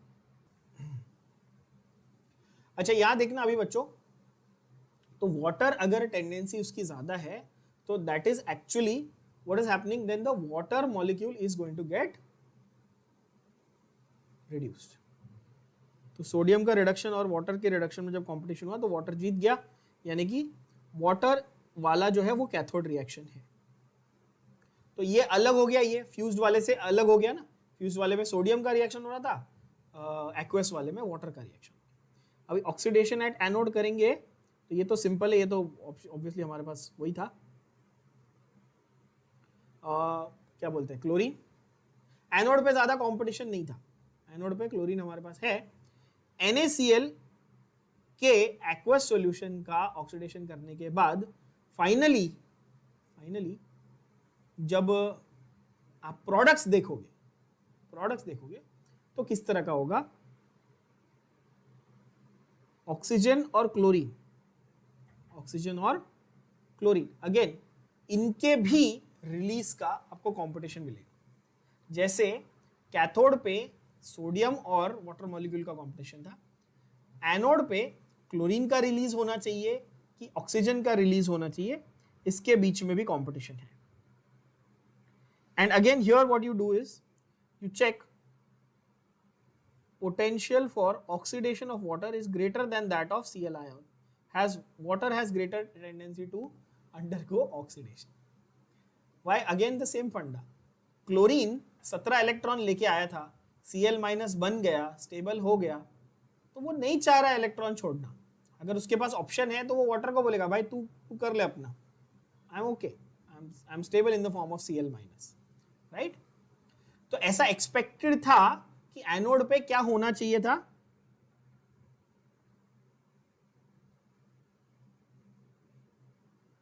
एनोड पे क्या होना चाहिए था? बोलो। ऑक्सीडेशन ऑफ वाटर होना चाहिए था। And here comes the biggest surprise, biggest catch of all. So theoretically and for by the whole calculation and everything, we expected, ध्यान से सुनना, वी एक्सपेक्टेड दैट कैथोड पे हाइड्रोजन गैस रिलीज हुई और anode पे ऑक्सीजन गैस रिलीज होगी। Clear? हम ये एक्सपेक्ट करके चल रहे थे कि कैथोड पे हाइड्रोजन गैस रिलीज हुई और एनोड पे ऑक्सीजन गैस रिलीज होनी चाहिए, पर surprise surprise, experiments have shown that chlorine gas is produced at anode, which means, are we getting unexpected result? Yes, it's because of a phenomenon called as overvoltage.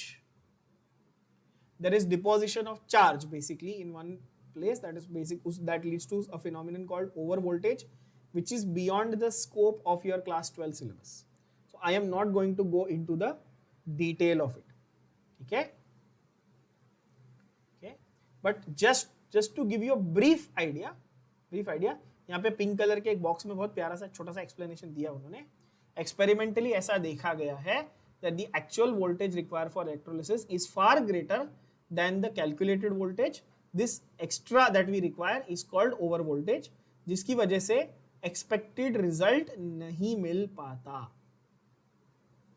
ठीक है, यानी कि जितना हमने voltage supply किया उससे बहुत ज्यादा रिक्वायरमेंट थी. जो डिफरेंस है उसको क्या बोलते हैं?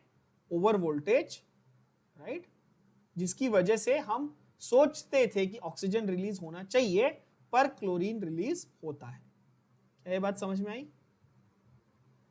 बहुत ही इंपॉर्टेंट. ओके, तो थोड़ा सा अनएक्सपेक्टेड बिहेवियर है यहां पे.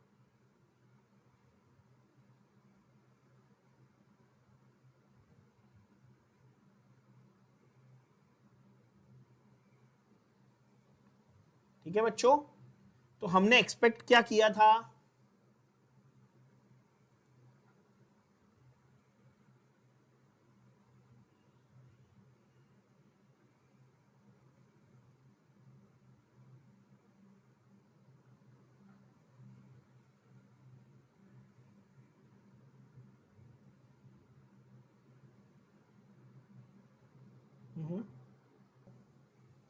यहां पर एक चीज करेक्ट कर लेना, यहां पर 4 इलेक्ट्रॉन्स होने चाहिए ऑब्वियसली, तो सवाल ही नहीं है. और इलेक्ट्रॉन्स आपको हमेशा बैलेंस करने होते हैं, that also goes without saying. Over voltage काफी important line, again MCQ question, ये भी मार्क कर लेना बच्चों. I hope everybody is marking every single line that I am giving. If you are not doing that, it is your loss, आपका नुकसान है, मेरा कुछ प्रॉब्लम नहीं है. ठीक है, ओवरऑल सेल रिएक्शन अब क्या हुआ यहां पर? तो एनोड पे हो गया, एक्सपेक्ट किया था ऑक्सीजन बट मिला क्लोरीन, और कैथोड पे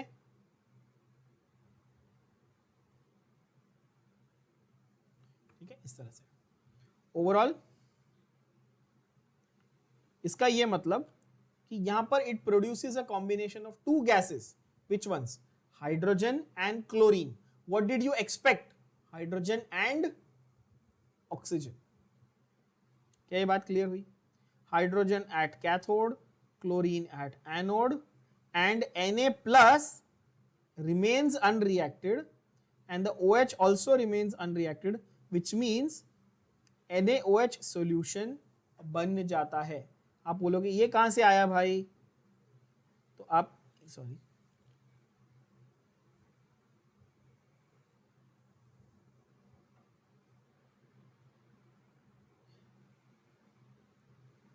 and here if you see this Na plus was left ऐसा ही खाली पड़ा हुआ था एक्वस सॉल्यूशन में, है ना, उसको कोई पूछ नहीं रहा था बेचारे को. और यहां पर जो हमारे पास OH माइनस, ये भी खाली पड़ा हुआ था सॉल्यूशन में, है ना. अब आप फिर भी ये भी आर्ग्यू कर सकते हो क्यों ये 4 क्यों हैं और सोडियम एक ही क्यों है? भाई सोडियम के 4 मोल आ जाएंगे, मल्टीप्लाई कर लो, क्या प्रॉब्लम है, राइट, है ना. तो Na और OH मिलकर क्या बना देंगे? NaOH सॉल्यूशन, यानी कि कॉस्टिक सोडा बना देंगे. तो यहां पर टेक्निकली आपको अगर वो ये पूछता है, write the results of electrolysis of aqueous NaCl solution, तो then you will write these 3 lines: hydrogen liberated at cathode, chlorine liberated at anode, and NaOH solution formed in the container. NaOH solution formed in the container. क्या ये बात clear हो गई सभी बच्चों को?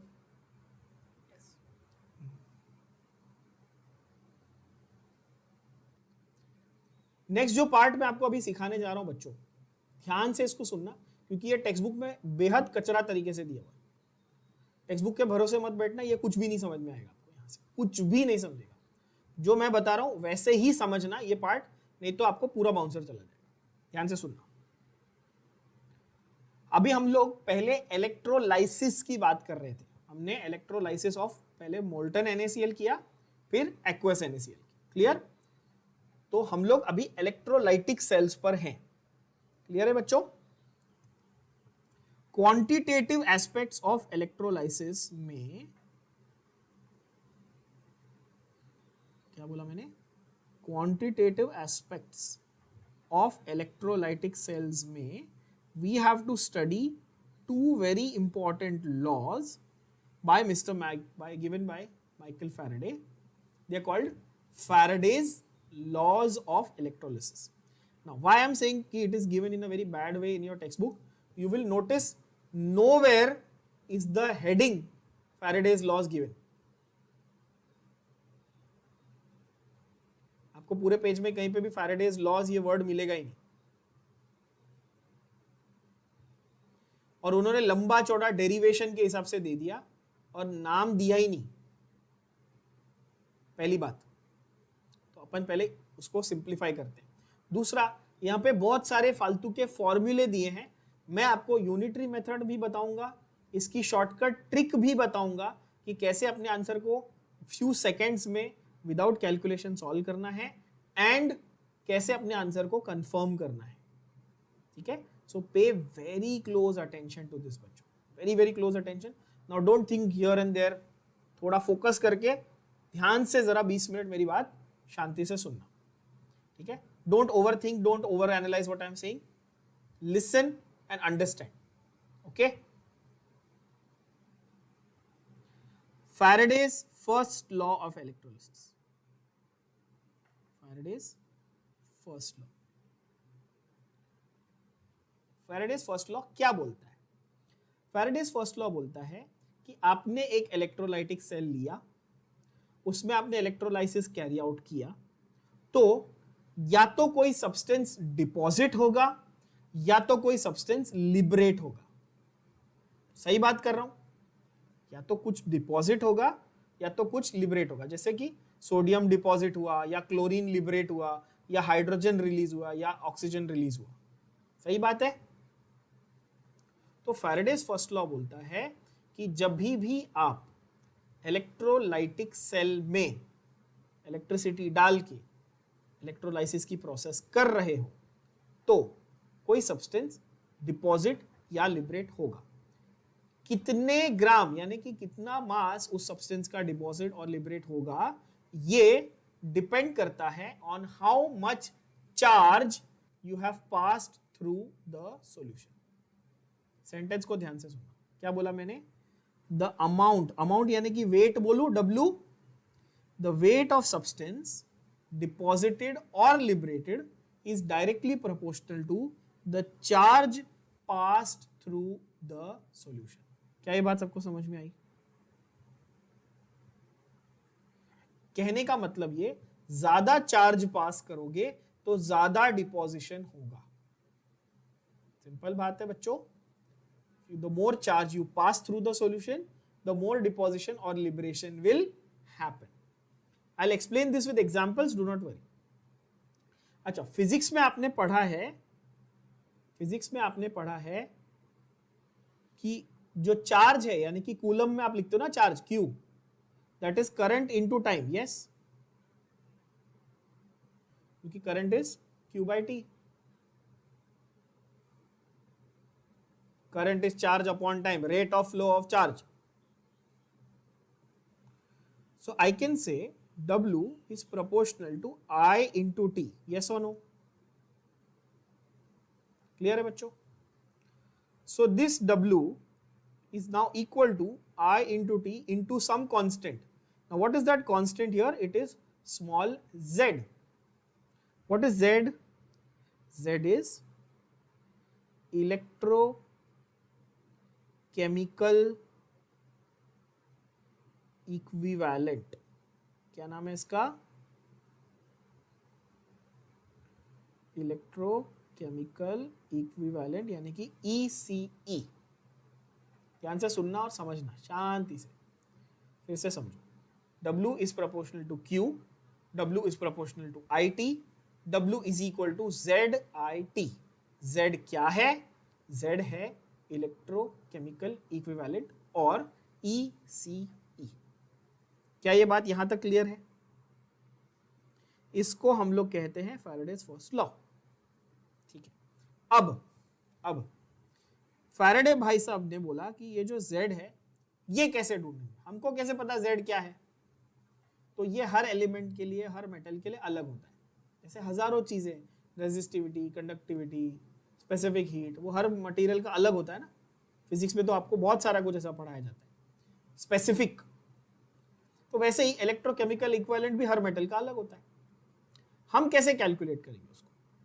सो we will calculate it as E/F। क्या करेंगे? E/F। Z is equal to क्या? E/F, वेयर E क्या है? Equivalent weight of the substance है। Now, ये आप लोगों को मैंने फर्स्ट चैप्टर में पढ़ाया था बेसिक्स में। एक मॉलिक्यूलर वेट होता है, एक वैसे इक्विवेलेंट वेट होता है। इक्विवेलेंट वेट क्या था? मॉलिक्यूलर वेट अपॉन वैलेंसी था। इक्विवेलेंट वेट क्या है? Molecular weight upon valency for the element. अगर एसिड है तो upon number of H+, base है तो नंबर ऑफ OH-।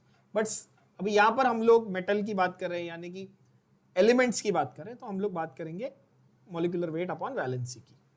क्लियर है बच्चों? अच्छा, what is F? What is F? F is obviously 1 farad. F is nothing but 1 farad. Now what was equivalent weight? You'll remember this.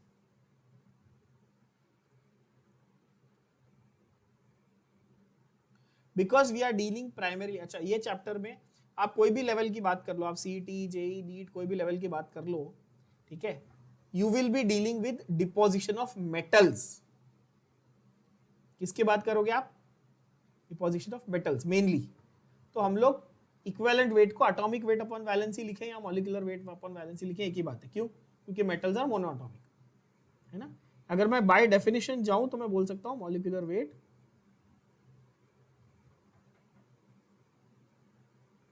Upon valency into Faraday into I into T। क्या ये बात सबको समझ में आई?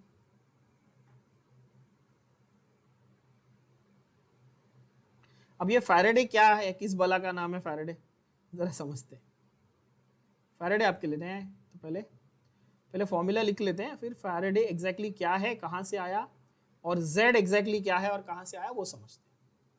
Formula फिर से देख लो, formula एक बार रिवाइज करो। क्या फंडा है? W is proportional to Q। ये क्या था? ये था स्टेटमेंट ऑफ फर्न्स लॉ। स्टेटमेंट क्या थी? Weight depends on charge, so weight depends on IT, so weight is equal to ZIT, where Z is electrochemical equivalent. Weight is equal to E/F IT. Weight is molecular weight upon valency into Faraday into IT. अब सवाल ये कि मैं बार बार ये जो wait बोल रहा हूं ये क्या है? वेट मतलब amount of substance either deposited और लिबरेटेड। एनोड पे अक्सर लिबरेशन होता है, यानी कि गैस रिलीज होती है, और कैथोड पे अक्सर डिपोजिशन होता है। तो ये दोनों के लिए एप्लीकेबल है, पहले तो ये समझ लेना। अब दूसरी बहुत ही इंपॉर्टेंट चीज जो अगेन आपके टेक्स्ट बुक में ज्यादा क्लैरिटी के साथ नहीं दी है, बहुत घिचड़ पिचड़ तरीके से दी हुई है, थोड़ा सा क्लियर कर लेते हैं कि भाई ये Z और ये F का फंडा क्या है। ध्यान से सुनना। 1 Faraday is equal to 96,500 coulomb. क्या याद रखेंगे आप लोग? 1 फैराडे का वैल्यू क्या याद रखेंगे?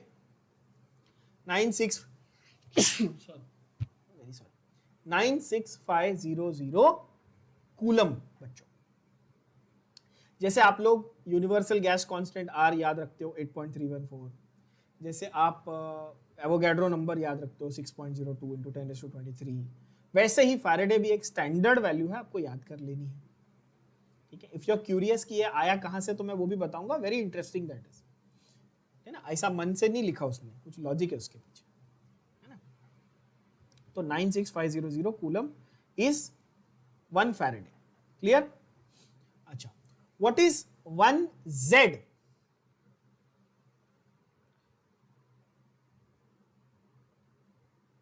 What is 1 Z? तो उसका फॉर्मूला तो मैंने आपको बोल दिया E/F, Z का फॉर्मूला तो बोल दिया E/F, पर आपको कोई बोले कि नहीं फॉर्मूला नहीं सुनना है, मुझे समझाओ कि Z क्या होता है, तो आप थोड़ा सा लॉजिक लगाएंगे और समझेंगे। अगर मैं बोलूं कि एक एम्पियर करंट 1 सेकेंड के लिए डाला तो W becomes equal to Z, बोलो हाँ कि ना? ध्यान से सुनना बच्चों, अगर मैं बोलूं 1 एम्पियर करंट 1 सेकेंड के लिए डाला, है ना, अच्छा 1 ampere into 1 second is how much? 1 coulomb. 1 ampere into 1 second is 1 coulomb, सामने लिखा है। तो कैन आई से now Z is nothing but the weight of the substance deposited when 1 coulomb charge is passed. That's the definition.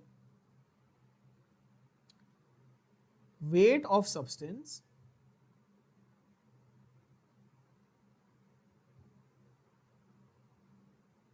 deposited or liberated, हम लोग generally deposited ही बोलते हैं, but ठीक है आप लिबरेटेड भी लिख सकते हो।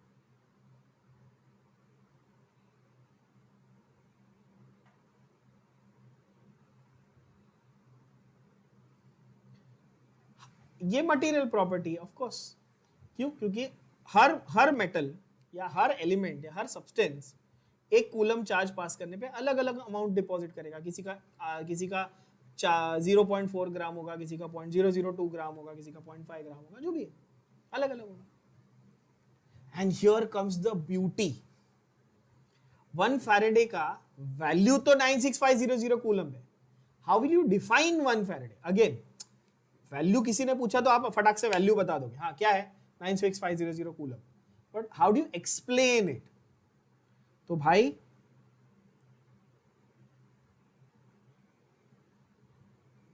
which means it's a huge amount of current, which means obviously it's a big amount of current. Yes, 96,500 coulomb, it's a big amount of charge, right? But how do you equate it here? ध्यान से सुनना, the amount of charge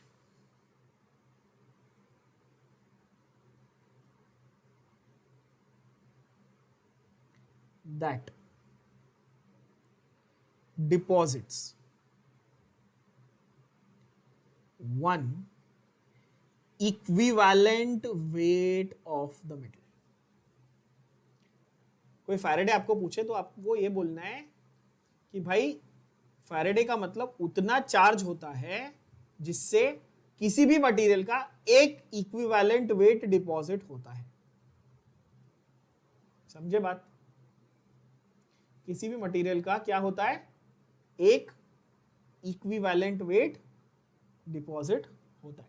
तो ऐसे समझना, अब ध्यान से समझना, मैंने बोला 1 Z is deposited by 1 coulomb, मैंने बोला 1 E equivalent weight is deposited by 1 Faraday which is 96,500 coulomb, बोलो हाँ कि ना? तो अगर मैं आपको ऐसे यूनिटरी मेथड से समझाता तो आप क्या बोलते? Z is equal to E 96,500। तो मैंने Z को E/F लिखा था ना थोड़ी देर पहले, अब समझे क्यों लिखा था? ये देखो, रट्टा नहीं मारना है, समझना है। समझे बात को? Z को E/F कैसे प्रूव किया? सिंपल तरीके से, यूनिटरी मेथड से। तो तुम F लिखो या 96500 कूलम लिखो, एक ही बात है ना बच्चों, है ना? अब जिन बच्चों को ये क्यूरियोसिटी कि सर ये 96500 कहां से आया, ये भी समझाता हूं कहां से आया ये 96500 कूलम। ध्यान से देखो, 1 Faraday is defined as the charge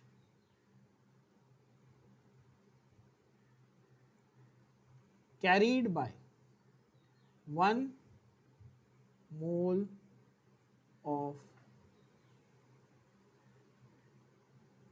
electrons।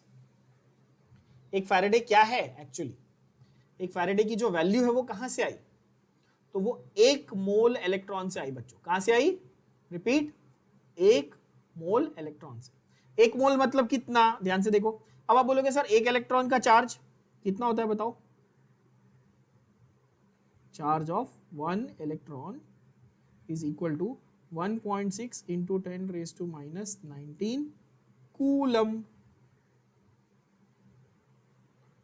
Therefore, charge of 1 mole electrons कितना होगा, एवोगैड्रो नंबर 6.022 है ना, into 10 raised to 23 into 1.6 into 10 raised to minus 19। 16 6 96 होता है, करके देखो, है ना। एग्जैक्ट आंसर क्या आएगा पता है, मैं कैलकुलेटर से करके बताता हूँ आपको। एग्जैक्ट आंसर आएगा 1.6 इंटू 6.022 यानी 96352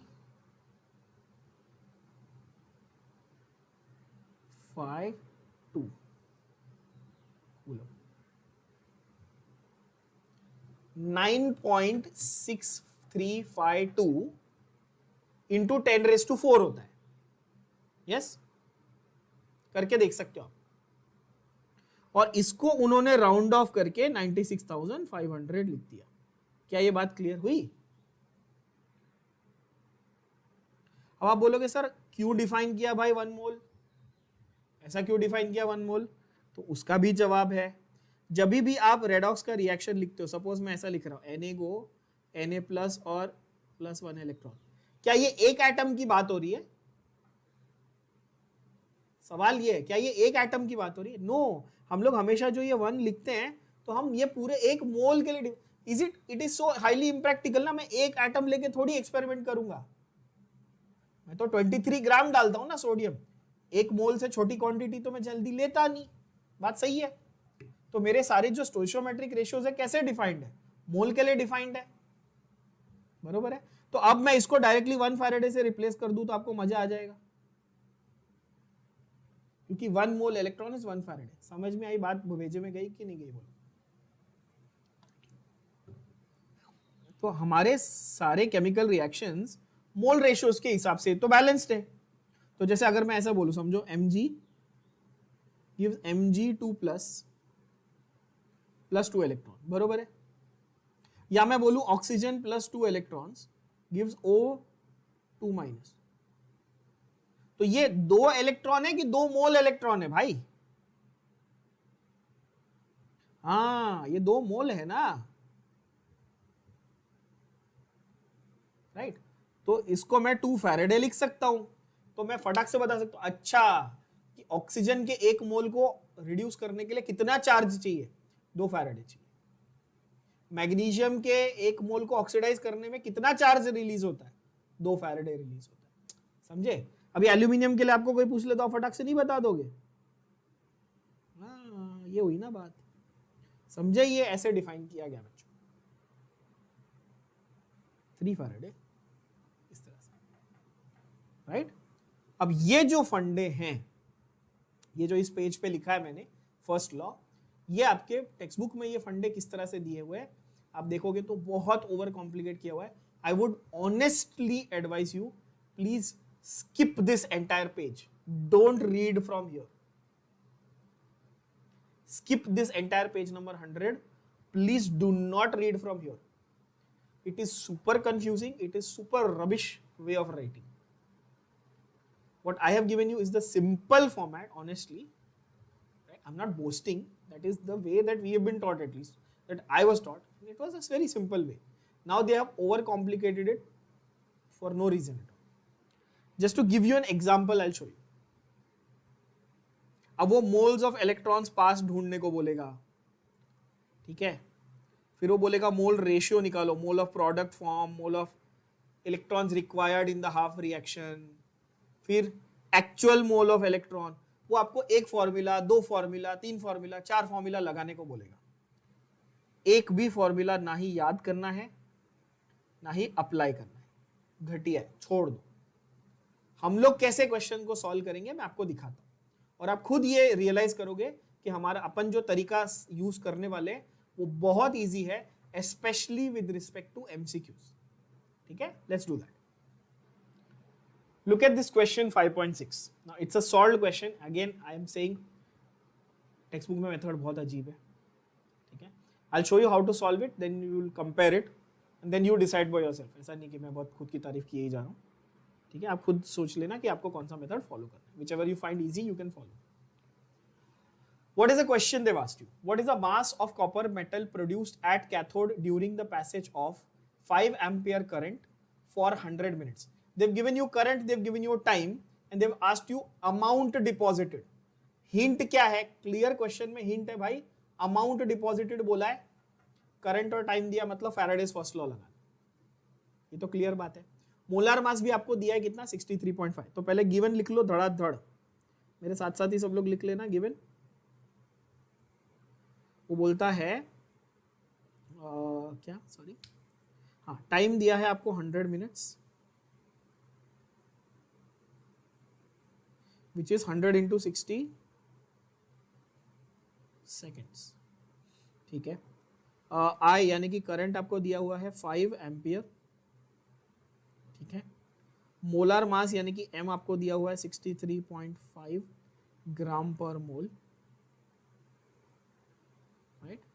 एंड सॉल्यूशन आपको दिया हुआ है CuSO4 का. मींस इनडायरेक्टली वो बोल रहा है कि वैलेंसी क्या लेनी है, Cu2 प्लस, यानी कि वैलेंसी इनडायरेक्टली वो बोल रहा है 2. टू फाइंड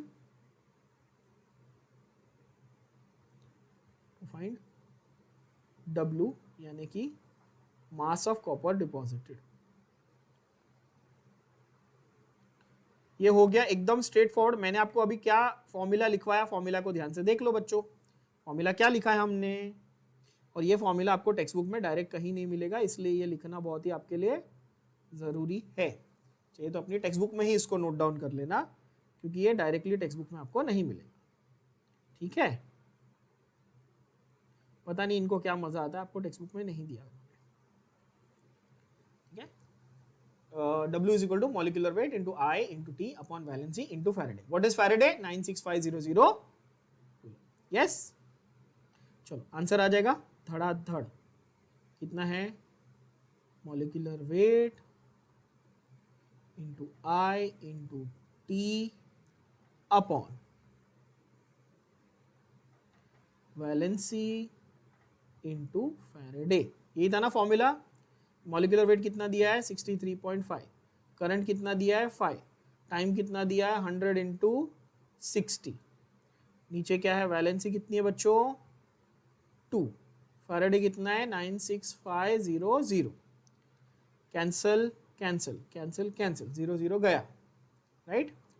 5 1 जा 5, 193 जा. Correct me if I am wrong in the calculation please. 2 1 जा 230 जा. फाइनल आंसर क्या आएगा बच्चों? 63.5 into 30 upon 193. M I right?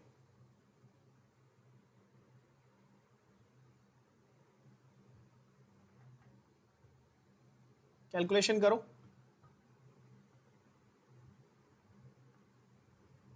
Yes. log 63.5 plus log 30 minus log of 193. Correct है बच्चों?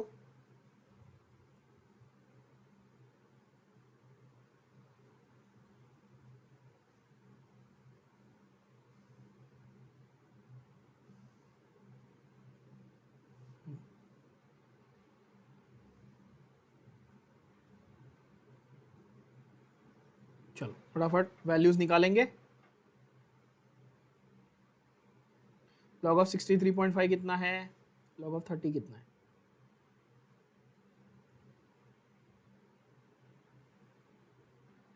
बताएंगे वैल्यूज मुझे।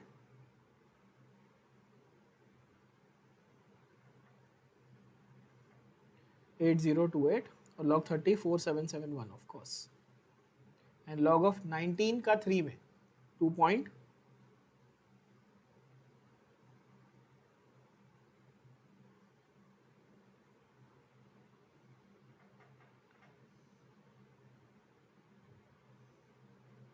2.2856, ठीक है।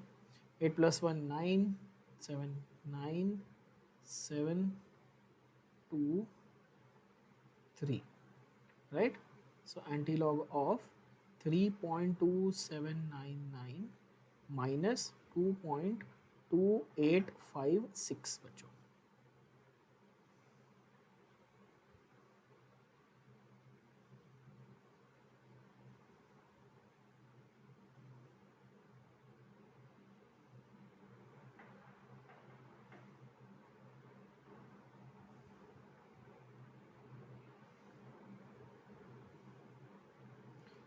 थ्री 4 9 0.9943, 0.9943 का एंटीलॉग क्या आ रहा है बच्चों? तो एंटीलॉग ऑफ 0.9943 आप निकालोगे तो 9.870 इंटू 10⁻�0 ऑब्वियसली मतलब 9.870 ग्राम आ जाएगा। मतलब अपना आंसर एग्जैक्ट आया, चेक कर लो 9.87। Now why I am saying कि टेक्स्ट बुक का मेथड फॉलो मत करना, ध्यान से देखो। टेक्स्ट बुक वाला बोलता है पहला मोल रेशियो ढूंढो, फिर मोलार मास ऑफ Cu से मल्टीप्लाई करो और फिर उसको मॉलिक्यूलर वो जो आपका फॉर्मूला है उसमें रिप्लेस करो and that get the answer. Why इतना लंबा काय को करने का है, मेरे को बोलो। आपको मोल रेशियो वगैरह क्यों ढूंढना है? ठीक है, वो मोल रेशियो बोल रहा है कि हाफ रिएक्शन लिखो, हाफ रिएक्शन लिखने के बाद कितने इलेक्ट्रॉन यूज हुए, कितने इलेक्ट्रॉन यूज होने चाहिए थे, वो सब लिखने का वो टाइम पास कर रहा है। देखो स्टोइशियोमेट्री आपको बोलेगा, स्टोइशियोमेट्री निकालो, हाफ रिएक्शन लिखो, क्यों करना है आपको टाइम पास? मैंने आपको डायरेक्ट फॉर्मूला दिया, डायरेक्ट फॉर्मूला से एग्जैक्ट आंसर आएगा। प्लीज ये टाइम पास में मत पढ़ना। आई होप ये क्लियर है।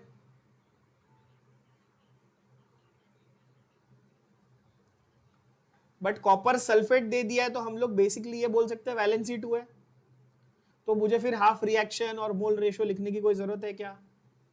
बिल्कुल भी नहीं। क्या ये बात सब लोगों को क्लियर हो गई बच्चों? स्क्रीन पे नेक्स्ट क्वेश्चन ये रहा आपके बच्चों। गिवन क्या क्या दिया है, चलो फटाफट लिखेंगे, टाइम पास नहीं करना। क्या दिया आपको गिवन? W कितना वेट डिपॉजिट हुआ है, देखो सिल्वर का 2.415 ग्राम डिपॉजिट हुआ है, देखो ध्यान से, है ना? ओके। सिल्वर का वैलेंसी कितना होता है सबको मालूम है। अभी उन्होंने सॉल्ट सॉल्यूशन दिया है, कौन सा सॉल्ट है वो नहीं बोला है, बट अपने को मालूम है ना सिल्वर का वैलेंसी 1 है। लिखने का जरूरत भी नहीं है एक्चुअली, देखा जाए तो। कितना करंट है बच्चों? 3 एम्पियर, है ना? मोलार मास कितना है? 107.9 ग्राम पर मोल। ठीक है, क्या पूछा उसने आपको? टाइम। चलो फटाफट सॉल्व करेंगे। टी की वैल्यू पूछी है, टाइम रिक्वायर्ड की वैल्यू पूछी है, दैट इज टी। सॉल्यूशन कैसे करेंगे? सेम फॉर्मूला यूज करोगे, W is equal to molecular weight. मैं मॉलिक्यूलर वेट भी नहीं, मैं कैपिटल M ही लिख देता हूँ ना, M इंटू आई इंटू टी अपॉन, मैं वैलेंसी को पूरा VAL लिखता हूँ बिकॉज अभी लिखूंगा तो आप वॉल्यूम सोचने लगोगे तो गड़बड़ कर दूंगा, इसलिए, है ना? क्या ढूंढना है अपने को बच्चों? T ढूंढना है, तो W into valency into Faraday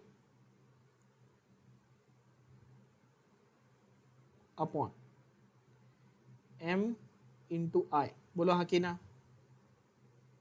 W कितना है? 2.415, वैलेंसी कितनी है? 1, फैराडे कितना है? 9650 0। आपको रियलाइज होगा कि कितना इजी है, कितना इजी मेथड से फॉलो कर रहे हैं अपन, राइट। मोलर मास कितना है बच्चों? 107.9।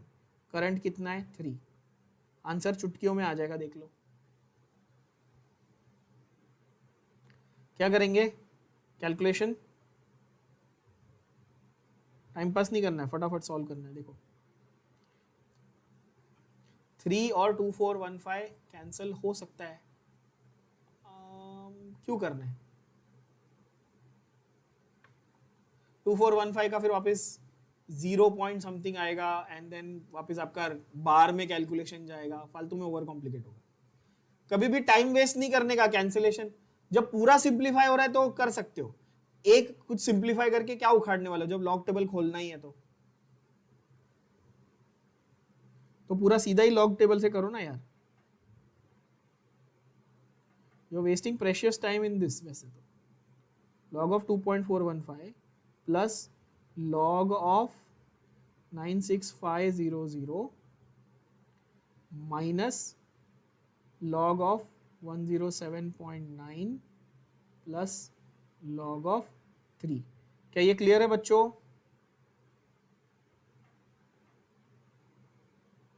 इसमें किसी को कोई टेंशन? ठीक है, ये पूरे इसका क्या निकालना है अपने को? एंटी लॉग निकालना, ठीक है ना। प्रेजेंटेशन पे फोकस हमेशा रहेगा, कभी भी वो गड़बड़ नहीं करना है। चलो बच्चों देखें वैल्यूज क्या क्या आएंगी। 2.415 वैल्यू क्या आएगी? 0 पॉइंट समथिंग। 96500 1 2 3 4 5 डिजिट है, मतलब 4 पॉइंट समथिंग आएगा। बोलो हाँ कि ना। काफी सिंपल तरीके से सॉल्व होगा ये, देखो।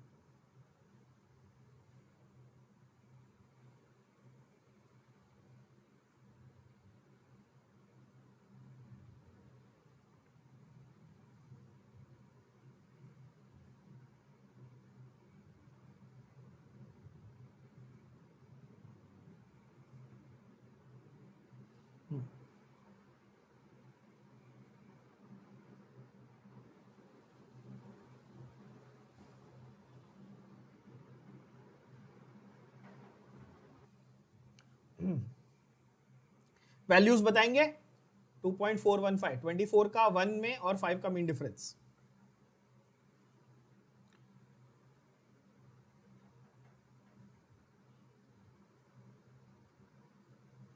नाइन 845 107.9 10 का 7 में और 9 का मीन डिफरेंस। 10 का 7 में और 9 का मीन डिफरेंस आएगा। वैल्यू क्या आएगी?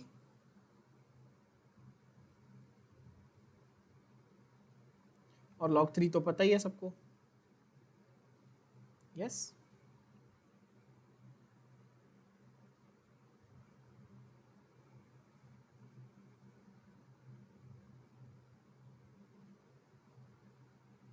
प्रेजेंटेशन पे थोड़ा ध्यान देना। 9 + 5 14 1 2 + 4 6 7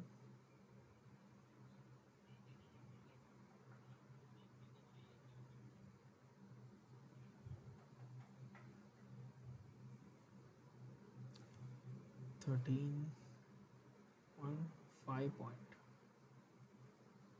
यहाँ पर आ जाएगा 2 0 1 1 5 और 2। Please check my calculation, if it is wrong please tell me.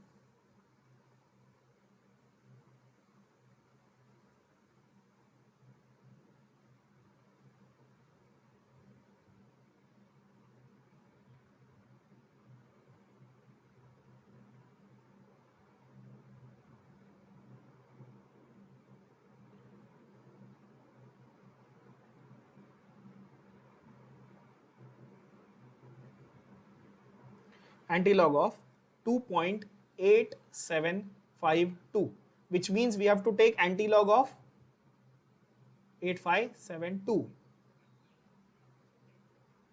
Yes, इसका मेरे को एंटीलॉग लेना है। आंसर क्या आएगा बच्चों?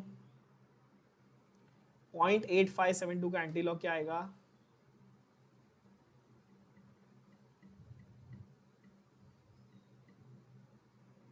Seven 0.197 into 10⁻²। अब यहां पर है कैच, टाइम का स्टैंडर्ड यूनिट अपने को ऑटोमेटिकली किस में मिलता है? सेकेंड्स में। तो मैं ऐसा बोल सकता हूं 719.7 seconds. Obviously I can round it off to 720 seconds. Check the answer, which is nothing but 12 minutes. Yes?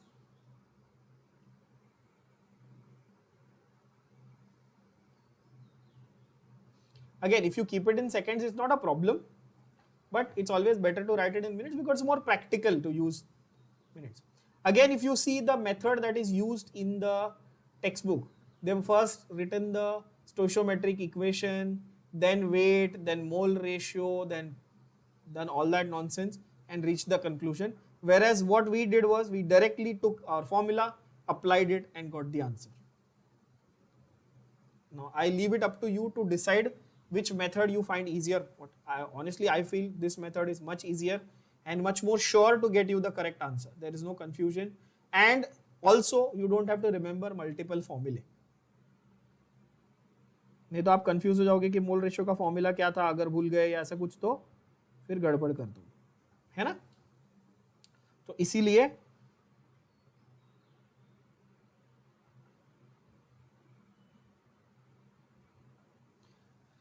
I guess this is a better method for y'all, but ultimate decision I can leave up to you.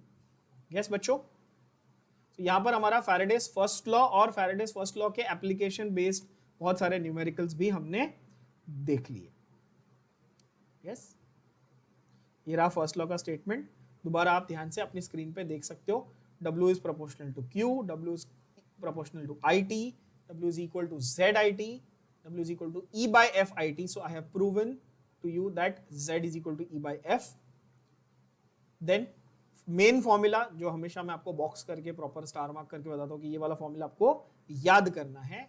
Note में मैंने आपको बताया Faraday की value 96500 coulomb कहाँ से आई वो भी बता दिया. इनफैक्ट कैलकुलेट करके भी दिखाया कि कहाँ से आ गई. 1 मोल ऑफ इलेक्ट्रॉन से आई. Z is corresponding to 1 coulomb, E is corresponding to 1 Faraday. I hope ये क्लियर है सभी बच्चों को, इसमें कोई भी डाउट नहीं होना चाहिए. This is 1E, right? आज का सेशन यहाँ पे इसको एंड करते हैं.